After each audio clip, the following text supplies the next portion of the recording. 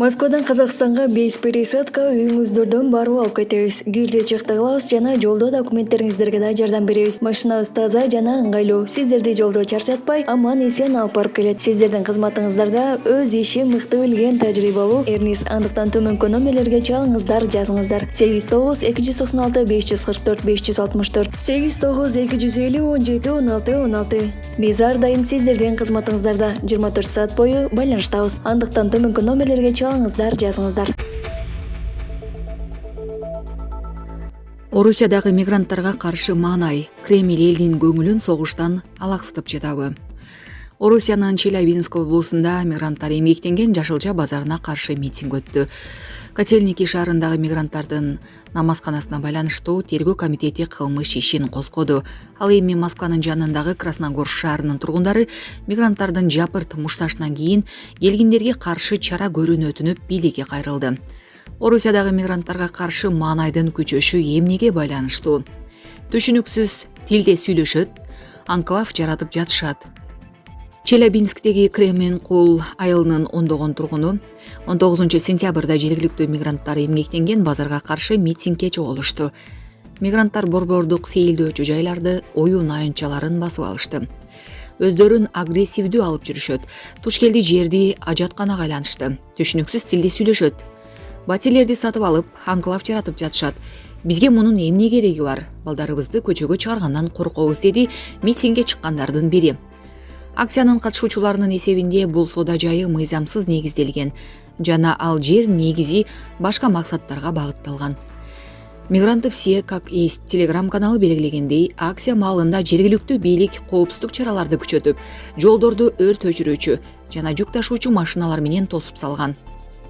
Мен өзүм жеке чебурашкаларды көргөнүмдү айта алам. Ити менен жүрсөм, славян эмес түспөлдөгү эки эркек келип телефондон бирөөгө алардын кайда экенин айтып коюумду суранды. Телефондогу киши: бул мигранттардын дарегин айтып коесузбу? Мен Москвадан такси жөнөтөт элем, дейт. Демек бул кишилер Челябинскиде экенин да билишпейт экен да, дейт митингдин дагы бир катышуучусу. Орусияда мигранттардын укуктарын коргоо менен алектенип келген Алексей Кимдин айтымында бийлик атайлап калкты согуштан алаксытуу үчүн мигранттарга каршы маанайды күчөтүүдө. Биринчиден, белгилей кетчү нерсе, Орусияда коом абдан улутчул. Путиндин бийлигинин маалында өкмөт улутчул маанайдын көтөрүлүшүн күчөтүп, Орусияда улутчул маанайды курчутуу үчүн атайын пропаганданы да активдүү колдонуп келет. Улутчул маанай бир гана азыркы бийликти колдогондорго таандык деген ката көз караш бар.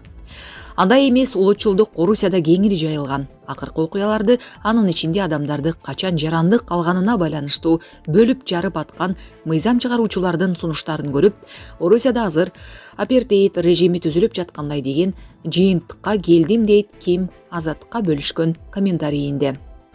Намазканага байланыштуу козголгон кылмыш иши. Ал арада Москва облусундагы Котельники шаарында көп кабаттуу үйлөрдүн бириндеги батирде намазканага байланыштуу кылмыш иши козголду. Бул тууралуу 16 сентябрда Орусиянын тергөө комитетинин маалымат кызматы билдирди. Кимдир бирөөнүн кармалганы тууралуу азырынча маалымат чыга элек. Мекеме тараткан билдирүүдө намазканадан улам жергиликтүү тургундар коңшу машина токтогучу жайга кире албай, үйдүн жашоочулары кысылып, аялдар батирлеринен чыга албай калганы белгиленет. Бул иш тергөө комитетинин борбордук аппаратынын көзөмөлүндө экенин кошумчаланат. Эске сала кетсек, Котельникидеги тинтүүгө май айындагы жергиликтүү тургундардын президент Владимир Путиндин атына жасаган кайрылуусу түрткү болгон. Бул жерде диний жөрөлгөлөрдү өткөрүү менен биздин тургундардын укугу тебеленип жатат деп эсептейбиз. Бизге бул жерде жашоо коркунучтуу болуп жатат, дешкен алар. Жергиликтүү жашоочулардын кайрылуусунан кийинки эле түнү Котельникиде жүздөй тажик мигранты кармалып, намаз окуучу жай бир нече күнгө жабылган. Июль айында Котельники шаардык аймагындагы мусулмандар жамааты Путинге видео аркылуу кайрылып, жума намазды бүскүлдүккө учуратып жаткан тинтүүлөрдөн коргоону суранышты. Соц тармактарга тараган видеодо полициянын атайын күчтөрү жума намаз окулуп жаткан жайга кирип барышып, килемди тебелеп, ичиндегилерди сөгүп сакканы айтылат. Омончулар жума намазды бүскүлдүккө учуратып, бөлмөгө газ чачып, адамдарды электрошокер менен кыйнашты, дейт кайрылгандардын бири. Мамдума депутатынын сунушу. Жакын эле Москванын жанындагы Красногор шаарында полиция мигранттарга каршы күтүүсүз рейд уюштурду. Телеграм каналдарынын биринин маалыматына караганда анда 70тен көп адам кармалды. Тартип коргоочулар Илинский Луга комплексине бастырып келишти. Өткөн аптада ал жакта Өзбекстан, Кыргызстан жана Тажикстандын жарандарынын ортосунда жапырт мушташ катталган. Тополоңдун катышуучуларынын айрымдарын полиция алып кеткен. Бул окуядан кийин комплекстин тургундары тергөө комитетинин башчысына кайрылып, чара көрүүнү өтүнүшкөн. Биз Илинский Луга комплексинин тургундары Бастыркин Александр Ивановичке көкөйүбүзгө көк таштай тийген маселе боюнча кайрылып жатабыз. Ынтымактуу жашоочулар чогулуп, мыйзамсыз миграция маселесин эмне кыларыбызды билбей отурабыз дейишти алар. Буга чейин да Борбор Азиялык мигранттарга каршы билдирүүлөр менен белгилүү мамлекеттик думанын депутаты Михаил Матвеев мигранттарга үй бүлөлөрүн көчүрүп келүүгө тыюу салууну сунуштады. Укук коргоочу Алексей Кимдин айтымында азыр коомдогу улутчулдукка мыйзамдаштыруу маселеси гана калгандай. Ал айрым саясатчылар ксенофобдук жана шовинисттик маанайды таратуу аркылуу саясий капитал топтоп жатканын кошумчалады.